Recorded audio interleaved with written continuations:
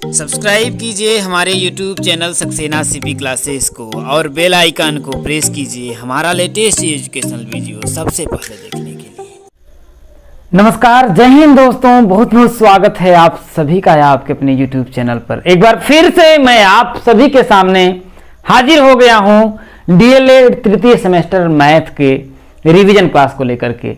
तो जितने भी लोग मेरे साथ जुड़ गए हैं, सबसे पहले आप लोगों का मैं बहुत तहे दिल के साथ स्वागत करता हूं और आभारी हूं कि आप लोगों ने मेरे ऊपर विश्वास किया है। तो आप लोगों का विश्वास कभी भी मेरे दोस्तों मैं डगमगाने नहीं दूंगा और अपने ऊपर से आप लोगों का विश्वास कभी गिरने नहीं दूंगा, क्योंकि आप लोगों ने मुझे अगर इतना बड़ा बनाया है, इतना चीजें दी हैं, इतनी जो सेवा दी है, तो मैं अपने सेवा से कभी पीछे नहीं हटूंगा। तो सभी लोग पेशेंस करके अंतिम तक देखिएगा। वीडियो यदि पसंद आएगी तो वीडियो को लाइक और शेयर जरूर करिएगा और जितने भी लोग मेरे साथ जुड़ गए हैं एक बार आप सभी शेयर कर दीजिए। और ये जो आप लोगों ने यदि हमारे चैनल को जो है टेलीग्राम चैनल यदि उसको ज्वाइन नहीं किया तो उसे जरूर ज्वाइन करिएगा। और दूसरा मेरा चैनल है जिसकी डिस्क्रिप्शन में आप लोगों को लिंक मिल जाएगी, सीपी क्लासेस सोनभद्रा, उसको भी आप सभी सब्सक्राइब जरूर कर लीजिए। चलिए दोस्तों, एक क्वेश्चन है आप लोगों का। देखिए, मैं वही क्वेश्चंस करा रहा हूं जो आप लोगों की परीक्षाओं में पूछे जाते हैं और मैं वादा करता हूं कि ये जिद है 25 में 25 लाने की, तो आप सभी इस जिद को बरकरार रखिएगा और आपका आएगा। मैं वहां से क्वेश्चंस लेकर के करा रहा हूं, अगर वहां तक कर लिए मेरे दोस्तों एकदम हाई से हाई लेवल ले लूंगा, उससे बाहर आप लोगों का नहीं आता है क्वेश्चन। देखिए क्वेश्चन है, देखिए पूछ लेता है कि बैंक जो होता है क्या होता है, बैंक जो है सर्वाधिक ब्याज किस पे देता है, क्या सर्वाधिक जो है ब्याज होता है वो किस पे देता है। तो ध्यान रखिएगा जो बैंक होता है वो सर्वाधिक ब्याज, ध्यान रखिएगा स्थायी जो जमा खाता होता है, क्या होता है स्थायी जमा खाता, जमा खाता, स्थायी जमा खाता पर वो क्या होता है सर्वाधिक जो है आप लोगों का ब्याज जो होता है स्थायी जमा खाते पर वो देता है। अगला क्वेश्चन देखिए कि ए बराबर है ए बी सी डी है, कितना है एक जो है ए बी सी डी दिया है और बी जो है कितना है, बी जो है आप लोगों का दिया है एक्स वाई ए दिया है। तो हमसे आपसे पूछ क्या रहा है, देखिए कि ए इंटरसेक्शन बी होगा, क्या पूछ रहा है कि ए इंटरसेक्शन बी क्या होगा। तो समझना मेरे दोस्तों, देखिए ए इंटरसेक्शन बी का मतलब ये होता है कि इन दोनों में जो कॉमन हो, कॉमन मतलब समझ लीजिए मौसम। तो ए इंटरसेक्शन बी बराबर, देखिए ये ए इसमें भी है और ए इसमें भी है, तो ये क्या हो जाएगा आपका, देखिए ए हो जाएगा। अब जरा मेरे बताओ मेरे दोस्त कि इसके अलावा अगर इसमें से कोई कॉमन है, यक्स क्या इसमें है, नहीं है, वाई इसमें है, नहीं है, तो ये इंटरसेक्शन भी क्या हो जाएगा आपका, ये हो जाएगा। अगर ए यूनियन बी पूछता, क्या पूछता, ए यूनियन बी पूछता, तो इसमें हम कर लेते जो कॉमन है उसको भी लिख लेते, जैसे ए है तो ए को भी लिख लेते, बी है इसमें नहीं है बी को भी लिख लेते, सी है इसमें नहीं है सी को भी लिख लेते, डी है इसमें नहीं है डी को भी लिख लेते, इसके बाद एक्स का इसमें है एक्स को भी लिख लेते और वाई है इसमें। कहने का मतलब देखिए कि ए यूनियन बी का मतलब समझ लो कि लॉस, ऐसे ध्यान दो एकदम बैठा लीजिए कि ए यूनियन बी का मतलब लॉस और ए इंटरसेक्शन बी का मतलब मस, ऐसे समझ लीजिए। और यह श्योर है कि एक नंबर का क्वेश्चन ऐसा आएगा ही आएगा और इस बात को आप लोग बहुत ही अच्छे तरीके से ध्यान दे देना मेरे दोस्तों। तो जितने भी लोग यार जुड़ गए हैं, थोड़ा और ज्यादा लोगों को जोड़ने की कोशिश करिए, बहुत ही कम लोग जुड़ रहे हैं। मैं इतना मेहनत कर रहा हूं आप लोगों के लिए मेरे दोस्तों और आप सभी हमारे लिए इतना। चलिए अगला क्वेश्चन जो है, देखिए बढ़िया क्वेश्चन है। देखिए कि ए बराबर आपका दिया है, देखिए 1 3 5 7 9 11 और बी बराबर आप लोगों का देखिए दिया है, कितना दिया, देखिए 3 6 9 12, ये बी के बराबर दिया है। तो हमसे पूछ रहा है देखिए कि b माइनस ए। आप लोगों से क्या पूछ रहे हैं मेरे दोस्तों? बी माइनस ए। तो बी माइनस ए का मतलब ये है, देखिए कि आप लोगों को क्या करना है, देखिए बी माइनस ए ज्ञात करने के लिए कुछ भी नहीं करना है। जैसे देखिए कि अगर हम जैसे कहते हैं, देखिए 4 और माइनस 3 का मतलब 4 में से 3 घटा देंगे, यही है ना। तो b माइनस ए का मतलब यह है कि b में जो राशि है, अगर वो राशि अगर a में है, क्या है कि b में जितना है, जो सेट b का है, अगर इसमें a का जो भी मान है, उस मान को क्या करना है, आपको काट करके निकाल देना है। क्या करना है? काट करके निकाल देना है। जैसे देखिए b में देखिए 3 6 9 12 है। क्या है? 3 है, 6 है, 9 है और 12 है। अब देखिए क्या 3 इसमें है तो 3 हम नहीं लिखेंगे, 3 भाई है। 6 है इसमें, नहीं है, तो 6 को हम लिखेंगे।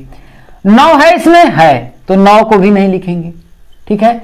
12 है इसमें, नहीं है, तो a b माइनस ए क्या होगा? b माइनस ए कितना हो जाएगा आपका? 6 और 12 होगा। क्या होगा मेरे दोस्तों? 6 और 12 होगा। तो ऐसा क्वेश्चन श्योर है कि आना ही आना है, गांठ बांध लेना। समझ रहे हो ना? एकदम समझ लो कि इसको मतलब पकड़ लेना एकदम चपक के, एकदम पूरा दिमाग में बैठा लेना और कोई दिक्कत ना हो, क्योंकि अगर ये क्वेश्चन आए तो जाने ना पाए मेरे दोस्तों। क्वेश्चन है देखिए कि -1 और +1। क्या है कि -1 और +1 के बीच धन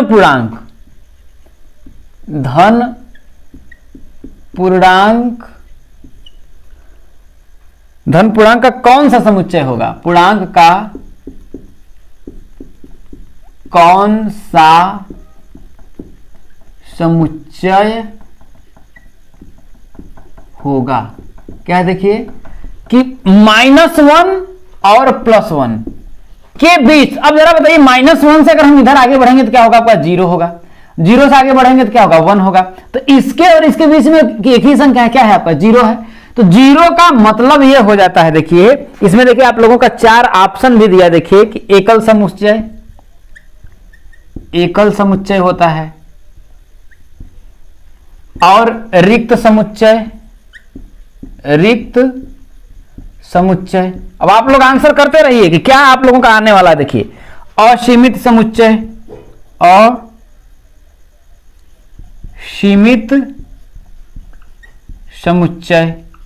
और जो डी दिया है वो आपका सीमित समुच्चय।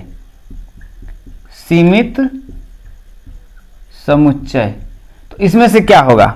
आप लोग आंसर करिए और बताइए कि इसमें से कौन सा समुच्चय होगा। ये इसको हम ए का नाम दे देते हैं, ये बी दे देते हैं, ये सी दे देते हैं, और ये आपका डी दे देते हैं। तो इसमें से कौन सा होगा मेरे दोस्तों? एकल समुच्चय तो होगा नहीं, 0 है। 0 का मतलब हो जाता है आपका, देखिए रिक्त समुच्चय। कौन सा समुच्चय हो जाएगा मेरे दोस्तों? रिक्त समुच्चय हो जाएगा। अगला देखिए कि x² - 8x + 7। क्या है? 8x + 7 का आप लोगों को आ रहा है कि गुणनखंड आप लोगों को करना है। तो क्या है मेरे दोस्तों? देखिए x² - 8x + 7 है। कितना है? इसका आप लोगों को क्या करना है? गुणनखंड करना है। तो मैंने बताया था कि x का गुणांक क्या है? 1 है। तो 7 का 1 में गुणा करेंगे तो कितना आएगा आपका? 7।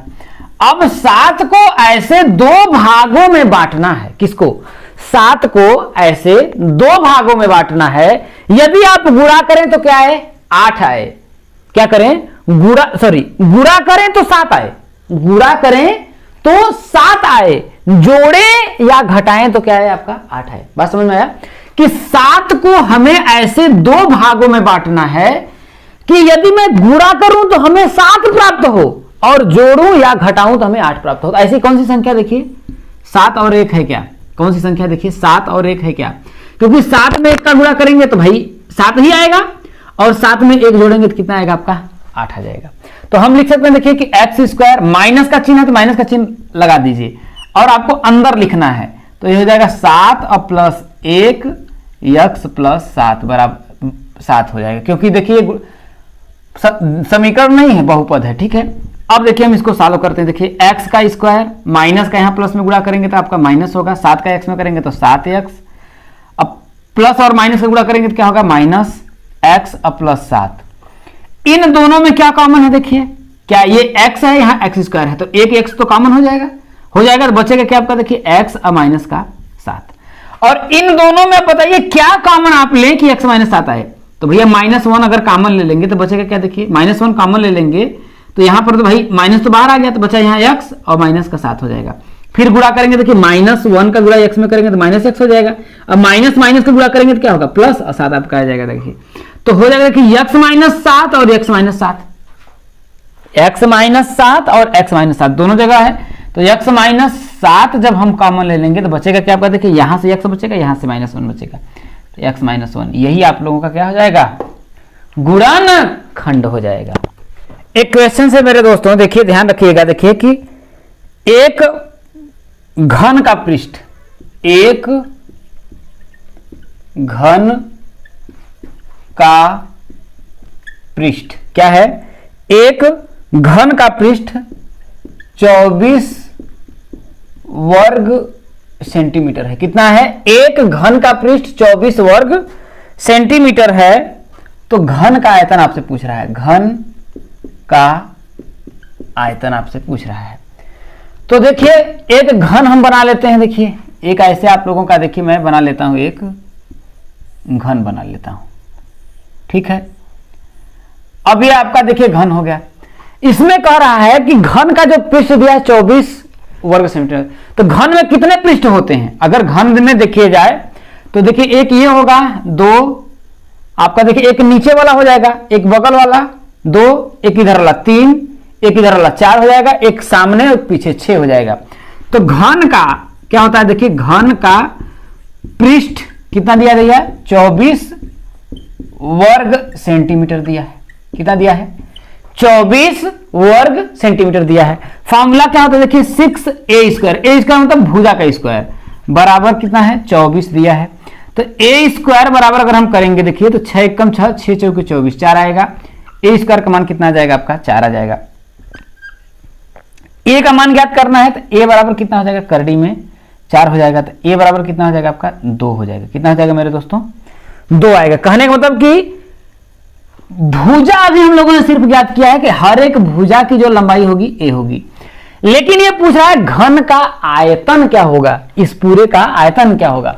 तो घन का जो आयतन होता है वो होता है भुजा का क्यूब। क्या होता है मेरे दोस्तों, भुजा का क्यूब क्यों होता है, क्यों होता है, क्योंकि घन की सभी जो भुजाएं, लंबाई हो, चौड़ाई हो और ऊंचाई हो, जो भी हो, सब क्या होता है आप लोगों का बराबर होता है। तो ए का मान हम लोगों ने निकाला कितना, 2, तो 2 का क्या हो जाएगा, क्यूब हो जाएगा। तो हो जाएगा 2 दूनी 4 दूनी के 8, क्या हो जाएगा, घन सेंटीमीटर हो जाएगा। क्या हो जाएगा मेरे दोस्तों, घन सेंटीमीटर। 8 घन सेंटीमीटर क्या होगा आपका, घन का जो है आयतन हो जाएगा। तो उम्मीद करता हूं कि आप लोगों को बातें समझ में आ रही होंगी। एक क्वेश्चन ध्यान दीजिएगा, बहुत ही बढ़िया है और अच्छा क्वेश्चन है। देखिए कह रहा यदि प्रेक्षणों की संख्या 13, कितना, यदि प्रेक्षणों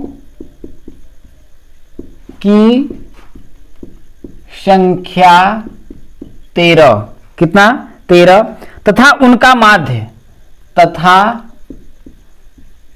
उनका माध्य 9 है। कितना, तथा उनका माध्य 9 है, तो प्रेक्षणों का योगफल होगा। तो कह रहा है किसका, प्रेक्षणों का योगफल होगा। ठीक है, इसको सॉल्व करते हैं। देखिए प्रेक्षण देख करके आप लोग घबरा मत जाइएगा, अरे ये क्या है, ये कहां से आ गया, घबराने वाली बात नहीं है। देखिए बहुत ही सिंपल है। प्रेक्षण का मतलब जैसे होता है कि हम करते हैं, जैसे देखिए 2 है, 4 है, 6 है, 8 है, 9 है, 11 है, तो ये जो कुल पद हैं, समझ रहे नहीं, ये जो कुल पद है ना, पदों को यहां बोल रहा है प्रेक्षण। ये जो कुल संख्याएं हैं, कुल जो संख्याएं हैं, उन संख्याओं को बता रहा है कि प्रेक्षण है, और उन कुल जो संख्याएं हैं वो कितनी है, 13 है। तो हम जानते हैं कि समांतर माध्य का जो फॉर्मूला होता है, किसका, समांतर माध्य का फॉर्मूला होता है पदों का योग, पदों का योग बटा को आता है पदों की संख्या, पदों की संख्या। तो यहां पदों को न देकर के क्या बोल रहा है, प्रेक्षणों की संख्या। बात समझ में आया, वह पद को बोल दिया प्रेक्षणों संख्या। समांतर माध्य आपका देखिए यहां पर दिया है, कितना है समांतर माध्य, 9 है, 9 है। पदों का योग हमसे पूछा, प्रेक्षणों का योगफल मतलब पदों का योगफल, हमको पता नहीं तो हम इसको लिख लेते हैं, पदों का योगफल। और पदों की संख्या तो आपका बता ही दिया है, कितना है आपका 13 है। तो क्या पदों का योगफल आप नहीं निकाल सकते हैं, कुछ नहीं करना है, बस तिर्यक गुणा कर देना। तो क्या होगा मेरे भाई, पदों का योगफल बराबर कितना होगा, देखिए 13 का 9 में गुणा करेंगे तो कितना हो जाएगा, 9 त्रिक का 27 के साथ 13 9 117, कितना हो जाएगा 117 आ जाएगा। पदों का योगफल कितना हो जाएगा, 117 हो जाएगा। तो इस तरीके के क्वेश्चंस जो हैं आप लोगों की परीक्षाओं में पूछे जा सकते हैं, और बहुत ही ध्यान से देखना, इससे अगर बाहर आ गया, इससे अगर आपका बाहर आएगा तो कहना मेरे दोस्त, क्योंकि ये जो जिद है ना, ये जो जंग है ना, 25 में 25 लाने की है। 2-4 नंबर के चक्कर में मत पड़ना, विश्वास करना, ठीक है, क्योंकि विश्वास पर ही हमारा और आपका ये चीजें चल रही हैं, जो चैनल चल रहा है आप लोगों का, ये आप लोगों के विश्वास पर ही, मैं आपकी उम्मीदों पे पहले भी खरा उतरा हूं और आज भी कह रहा हूं कि आगे भी मैं खरा उतरने की कोशिश करूंगा। मैं कोई गलती अपने तरफ से नहीं करूंगा, यदि छोटी सी कोई भी गलती हो जाएगी तो उसके लिए आप भाई माफ कर देना। अगर कहीं से भी वो भी गलती अगर होगी तो भूल चूक में होगी, तो उसके लिए मैं हमेशा क्षमा प्रार्थी रहूंगा। देखिए अब हम लोग थोड़ा सा आगे बढ़ते हैं, ठीक ठाक क्वेश्चन करते हैं, ठीक है। कह रहा है कि एक कमरे के फर्श का क्षेत्रफल 48 वर्ग मीटर है।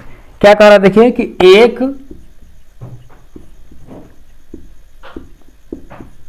कमरे के फर्श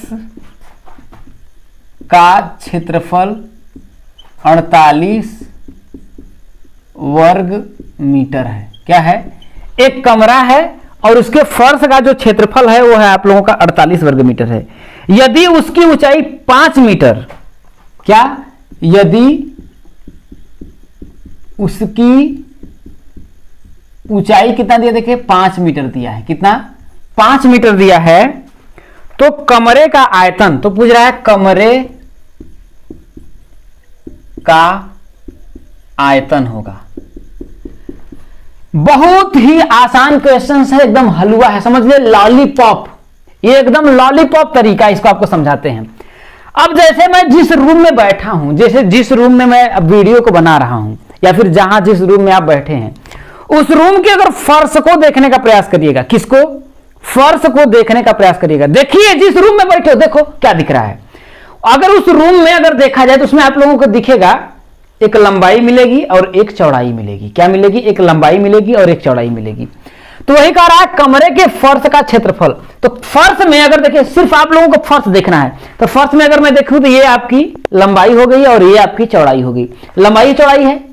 तो फर्श का क्षेत्रफल, तो आप पूछ रहा है कमरे का आयतन, कमरे का आयतन पूछ रहा है।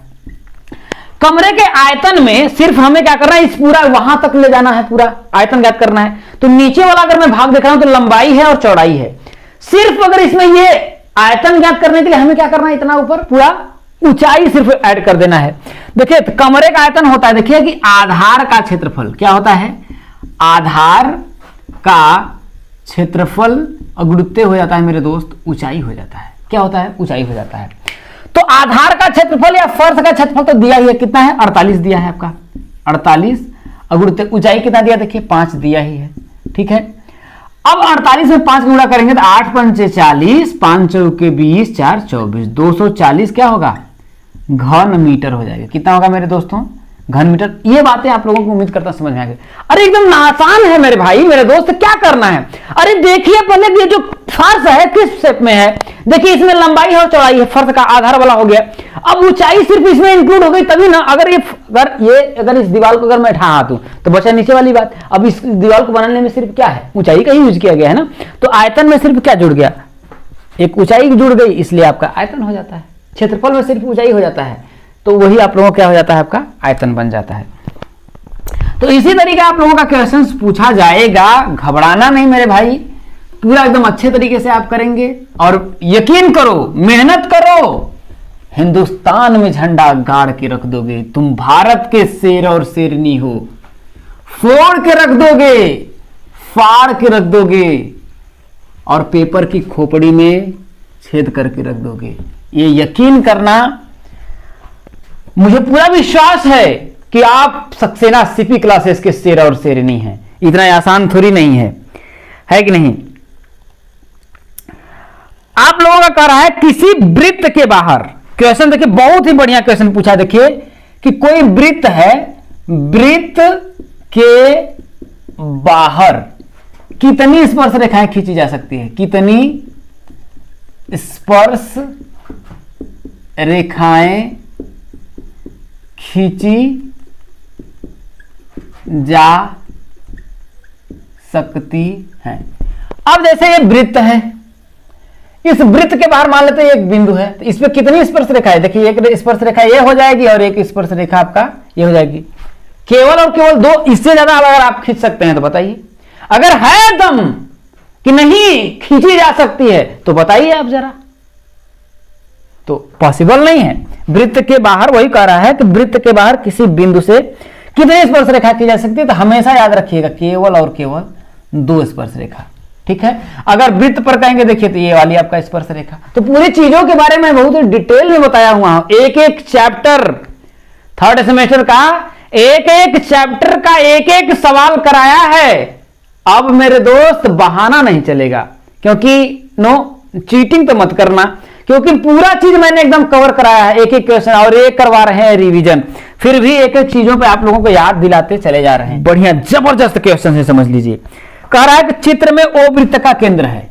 क्या है? देखिए कि चित्र में ओ वृत्त का केंद्र है। क्या है? चित्र में ओ वृत्त का केंद्र है। कोण ए ओ बी कितना दिया? देखिए कोण ए ओ बी बराबर 80 अंश है। कितना है? ए ओ बी 80 अंश है। तो आप लोगों से पूछ रहा है देखिए कि एल नहीं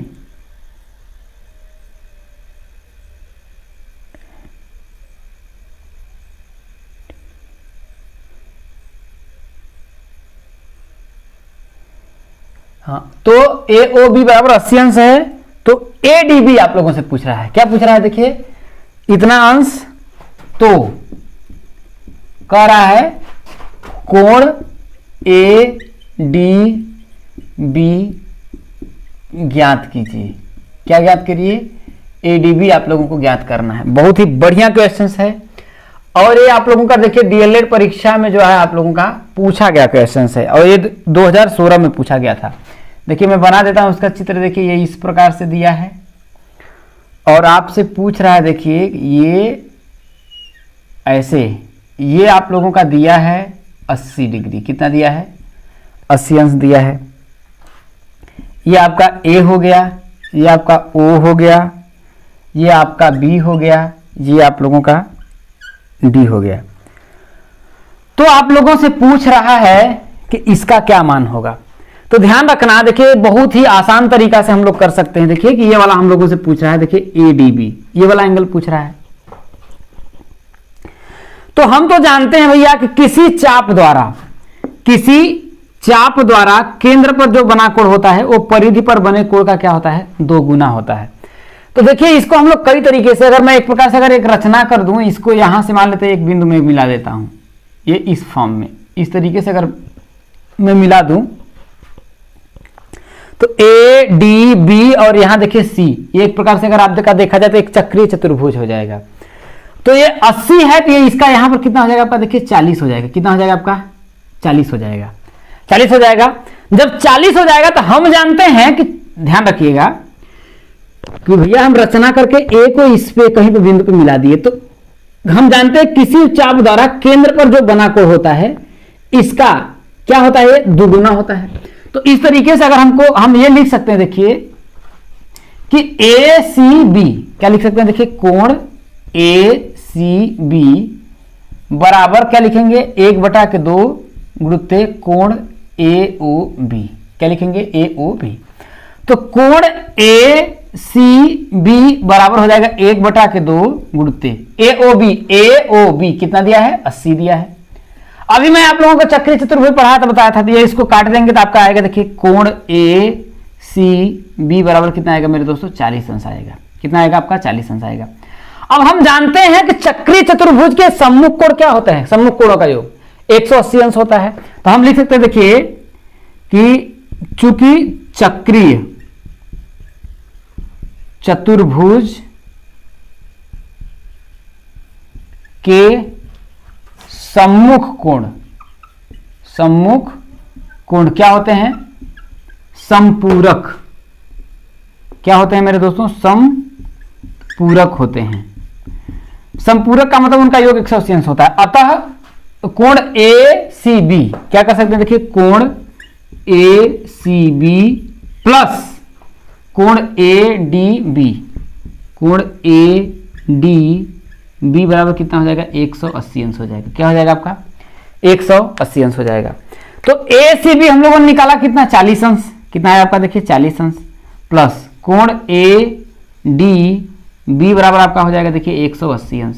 हमें क्या करना है, एडीबी ही पूछा है, एडीबी ही तो पूछा है। यहाँ एडीबी जब पूछा है तो हम क्या करते हैं, देखिए कोण ए डी बी बराबर 180 माइनस का क्या करेंगे, 40 को घटा देंगे।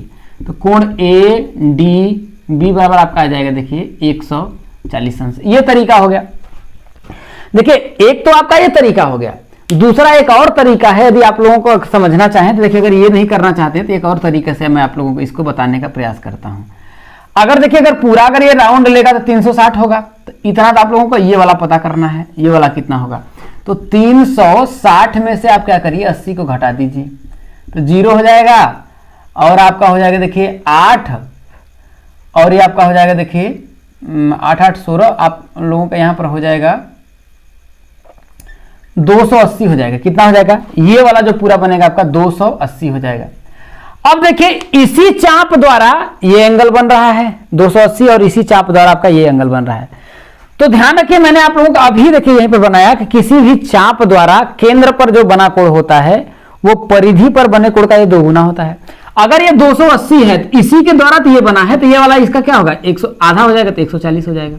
तो इस तरीके से भी अगर आप चाहें तो निकाल सकते हैं और आप लोगों का आंसर आ जाएगा। देखिए एक क्वेश्चन है जो आप लोगों का डीएलएड 2016 में पूछा गया था। कह रहा है देखिए कि चित्र ओ में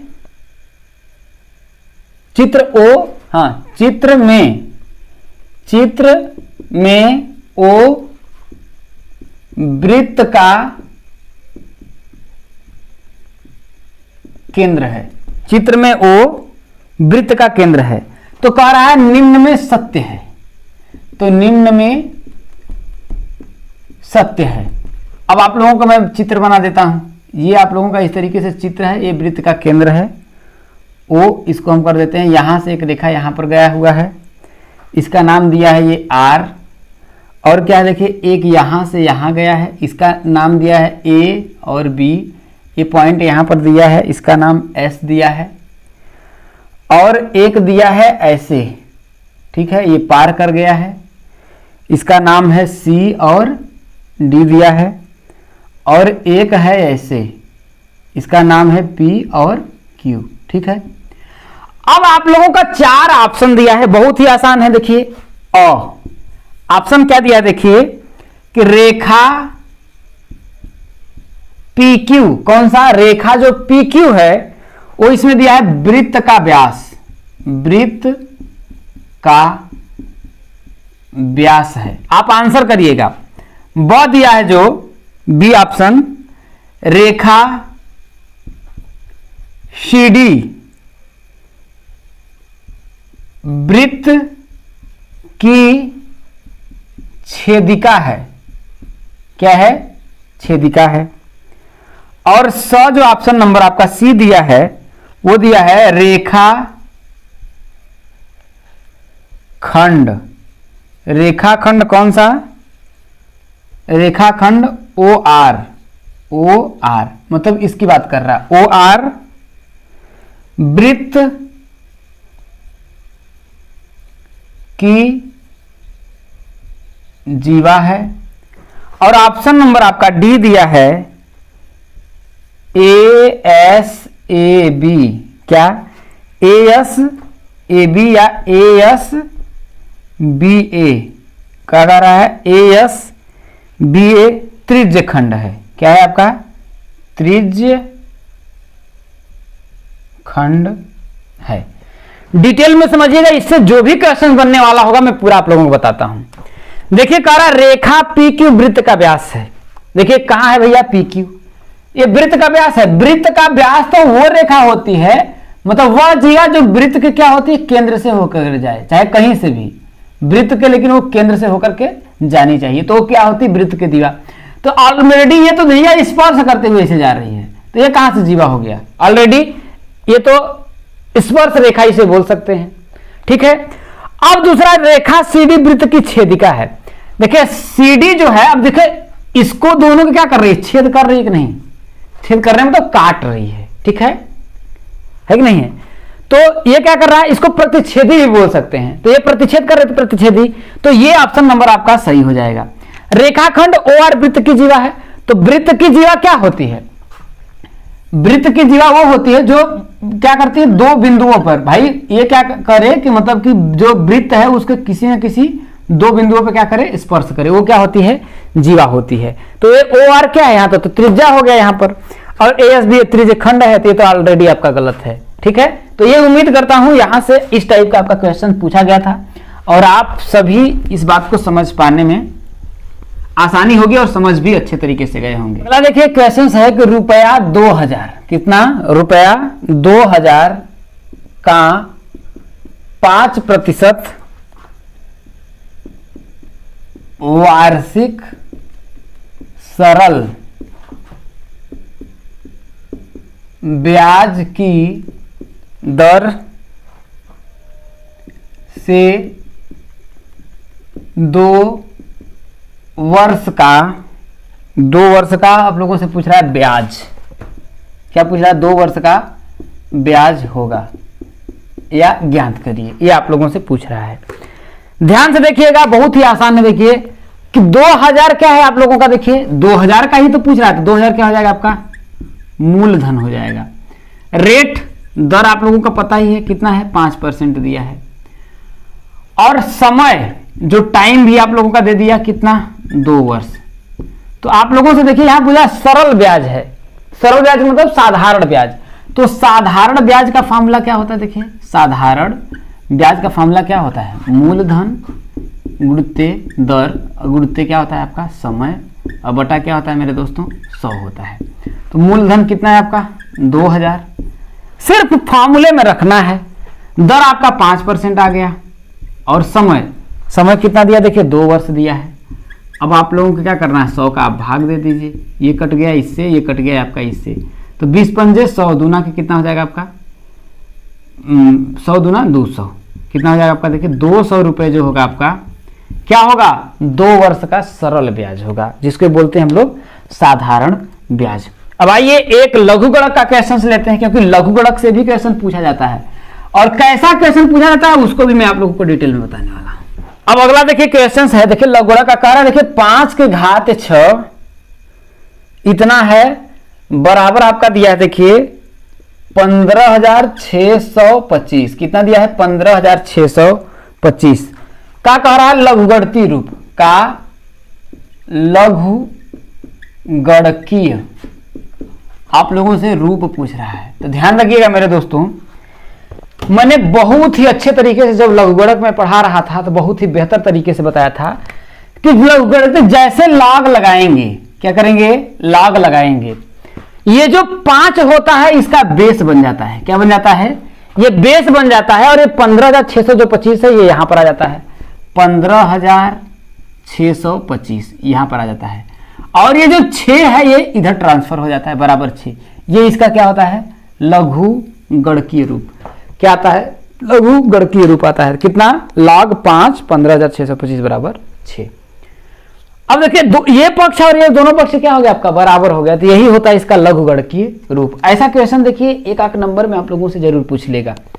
देखिए कि 16 अनुपात दिया है 8 और समानुपात दिया है कितना, समानुपात दिया है 8:x। कितना दिया है, 8:x। तो आप लोगों को क्या करना है, देखिए कि 16:8 दिया है तो आप करेंगे, देखिए 16:8 को भाई 16/8 तो कर ही सकते हैं। समानुपात का मतलब होता है देखिए बराबर 8 बटा कितना कर लीजिए x। अब इसका देखिए 13 गुणा कर लीजिए, क्या करिए 13 गुणा, तो 16 का 8 में गुणा करेंगे तो कितना होगा आपका 16x, 16 का x में, और 8 का 8 में गुणा करेंगे तो 8 8 कितना हो जाएगा आपका 64। x का मान हमसे पूछ रहा था, देखिए 64 अब बटा कितना हो जाएगा आपका 16, 16 चौके 64, तो x बराबर कितना आ जाएगा आपका 4 आ जाएगा। तो ध्यान रखिएगा ऐसा आएगा, देखिए अनुपात का मतलब ही होता है बटा के 2, ठीक है। आप कुछ भी नहीं करना है आप लोगों को, बस 16 बटा के और बीच जो समानुपात है उसके बराबर लगा दीजिए 8 बटा के 1। इस तरीके से आप x का मान निकाल पाएंगे बहुत ही आसानी से, ठीक है। तो जितनी लंबी हो जाएगी, लेकिन देखिए मैं आपके लिए मेहनत कर रहा हूं, तो मेरे दोस्त इतना कम लोग जुड़ करके थोड़ा डिमोटिवेट ना करिए, कमेंट जरूर हमेशा किया करिए। आप लोगों से रिक्वेस्ट है, अच्छा लगे अच्छा ही करो, बुरा लगे बुरा ही करो, लेकिन कमेंट करो, क्योंकि उससे हमारा क्या होता है, मोटिवेशन मिलता है सही करने का। गलती होगी तो सुधारेंगे। ससुराम का भगवान है का, भगवान थोड़ी नहीं है, इंसान है, और गलती इंसान से होती है। तो जब हम गलती करेंगे तो आप बताएंगे, है कि नहीं। तो जब लपड़ियाएंगे कि नहीं देखो तुम्हारी यहां गलती है, तो हम भी उससे सीख लेंगे ना कि देखो भाई हमारा जो स्टूडेंट है वो ऐसा कह रहा है, तो हमको इसको सुधार करने की जरूरत है कि नहीं। तो वही चीजें करना पड़ेगा। देखिए एक बहुत ही बढ़िया है, वृत्त और चाप और उसकी जीवा द्वारा घिरा हुआ क्षेत्र कहलाता है। क्या देखिए कि वृत्त और चाप, वृत्त और चाप नहीं सॉरी वृत्त के चाप है, वृत्त के चाप, वृत्त के चाप और उसकी जीवा, कौन सी, उसकी जीवा द्वारा, उसकी जीवा द्वारा घिरा हुआ क्षेत्र कहलाता है। घिरा हुआ क्षेत्र कहलाता है। इसमें 4 देखिए आपका ऑप्शन दिया है, ए त्रिज्य खंड, त्रिज्य खंड, बी जो है आप लोगों का वृत्त खंड, वृत्त खंड, सी जो है आप लोगों का कह रहा है परिधि, परिधि, और डी आप लोगों का कह रहा है कि व्यास। इसमें से क्या कहलाता है, आंसर करिए, क्योंकि आप लोगों को ये चीज मैंने बहुत ही आसानी से और बहुत ही अच्छे तरीके से आप लोगों को बताए हैं। क्या कहा, देखिए कि वृत्त के चाप और उसकी जीवा द्वारा घिरा हुआ क्षेत्र कहलाता है। अब समझिए, एक वृत्त हो गया, ये क्या हो गया आपका, एक वृत्त हो गया। अब वृत्त का जो ये होता है देखिए चाप, ये हो गया आपका ये चाप, ठीक है। अब ये वृत्त का चाप हो गया, तो अब इसके वृत्त के चाप, ये देखिए ये वृत्त का देखिए आप लोगों का ये है चाप है, ठीक है, और ये आपकी इसकी देखिए त्रिज्या है, ठीक है। वृत्त के चाप यहां पर देखिए त्रिज्या होगा, जीवा नहीं होगा, देखिए त्रिज्या, ठीक है, त्रिज्या द्वारा। त्रिज्या क्या है, देखिए ये है।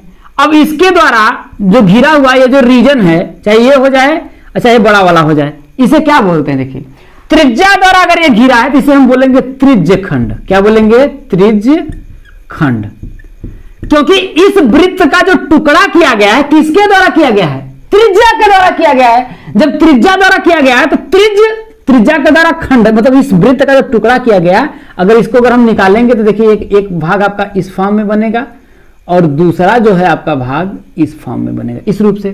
तो इसका अगर हम टुकड़ा किए हैं तो किस रूप से किए हैं, त्रिज्या के द्वारा किए हैं, तो ये क्या हो जाएगा आपका त्रिज्य खंड होगा। और यदि इसका टुकड़ा अगर हम वृत्त के जीवा द्वारा करते, ये देखिए जीवा है, अब जीवा द्वारा अगर इसको तोड़ेंगे, देखिए अगर हम अलग करें तो ये देखिए इस फॉर्म में आपको बनेगा। तो एक देखिए ये क्या होगा, ये जीवा, ये है, ठीक है। तो अगर ये जीवा द्वारा अगर होगा तो वृत्तखंड होगा, और त्रिज्या द्वारा करेंगे तो क्या होगा आपका त्रिज्यखंड होगा। तो समझ में आया मेरे दोस्तों। तो ये वृत्त के द्वारा नहीं है, जीवा द्वारा नहीं है, ये क्या है आपका त्रिज्या द्वारा है, तो ये आपका त्रिज्यखंड हो जाएगा। ठीक है, अगला जो क्वेश्चन देखिए 5xy है, 5xy प्लस 4xz, क्या है 4xz प्लस 5x3। इसमें आपसे पूछा है का एक उभयनिष्ठ, क्या पूछ रहा है, उभयनिष्ठ गुणनखंड आप लोगों से पूछ रहा है। तो उभयनिष्ठ का मतलब होता है, देखिए इन तीनों में देखिए कि कॉमन क्या है। जब इसमें से देखिए तो इसमें भी देखिए x है, इसमें भी x है और इसमें भी x है, तो x कॉमन ले लेंगे तो बचेगा क्या आपका, देखिए 5y हो जाएगा, प्लस क्या हो जाएगा इसमें देखिए 4z हो जाएगा, अब प्लस क्या होगा 5q।